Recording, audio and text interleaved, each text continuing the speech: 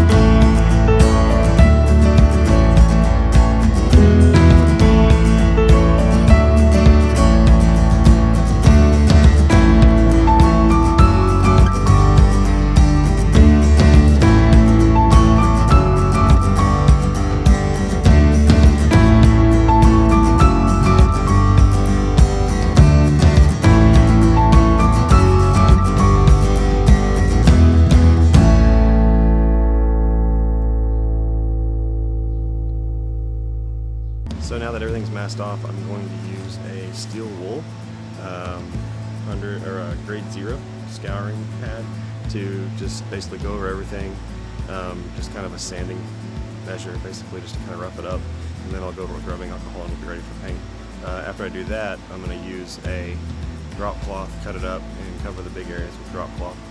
Basically just a plastic sheeting. So we'll go over this right now.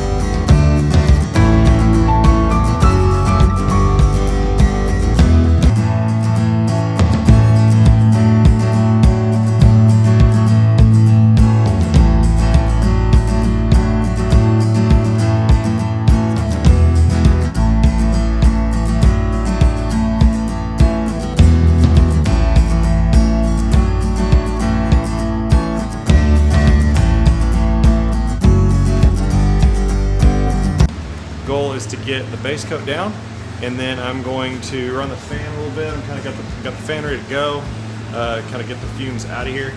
Gonna get that done, and I will have the result here in about 2 seconds. So the paint I used for this little project, it's the closest I could find, is an Ultra Silver Metallic, made by Duplicolor Perfect Match series, original GM color. I'm calling it Ultra Silver Metallic WA8867. Is a pretty close match to this color. I think it varies a little bit from year to year, but it's pretty much the right thing. And I'm done. So I used one whole can of this stuff. Did 3 coats. Concentrated on the shock towers, the front cross piece, frame there, and then that shock tower. So really the shock towers are the crucial, important part. I wanted to look good. Also around where the hood mounts are. Got those done, little perches there, and down here below the front where the radiator sits, that support piece went ahead and shot what I could get to on that fairly easily to really just see the most. So giving it 30 minutes. Once it gets done curing for 30 minutes, I'm going to shoot the clear. The clear I'm going to shoot is Perfect Match Ultra Clear, I guess clear top coat, just protective clear coat finish. Should work well really anywhere. I've had this paint for a while. I've got 2 or 3 coats. It was from a different car, or I guess 2 or 3 cans rather, from a different car, and they've just been on the shelf. So the first silver I tried was this light tarnish silver. I heard it was close. It's too dull, it's too dark, and it's not very metallic-y. So I may use that on the underbody, because you can't really tell, obviously, if you're not looking at the top of the car, you're looking at the bottom. Might as well use that on other parts that you don't really match to the body. So I may shoot some of that on the bottom when I get done with the car and get the car on a lift. Keep those 2 cans for that, and then use the clear in the engine bay, and that should be it. So I'm going to give it 30 minutes like it says in the can, shoot the clear, let it cure. Pretty happy with it. It matches pretty good. It went on really easily. It's not a perfect paint job, but it looks a lot better than it did to start with. All I did is I used a Scotch-Brite pad, went all around it, basically just a light scratch the finish, and then I used alcohol, rubbing alcohol, to clean it. After that, just masked where I could, masked everything, re-cleaned it, and that's what you see. So what you see is what you get. And I didn't do the stuff down here on the rails, the lower stuff, like you see down there. focus on that. I didn't really get that because I don't really care. You're not really going to see that. Battery tray will be covering that. This stuff isn't real great, but I mean, really you just see the shock towers in these cars when they're all done. And then I will have a radiator support here. So you don't really see this, but I wanted to make sure it covered the area on the sides. Just kind of make it all go together nicely. So anyway, pretty excited to get that done. Been waiting a while. Here it is. The clear is drying. Just finished up about 15 minutes ago. I'm really happy with it. It's not, like I said, it's not a perfect job. There's some little bitty issues here and there, but you know, it looks a lot better than it did. And when it's all back together, it'll look even better. So it cleaned up well, just for a quick job. I'm happy with it. So one less thing scratched off the list. Yeah, it looks pretty good. I'm definitely happy with it. A little still of it.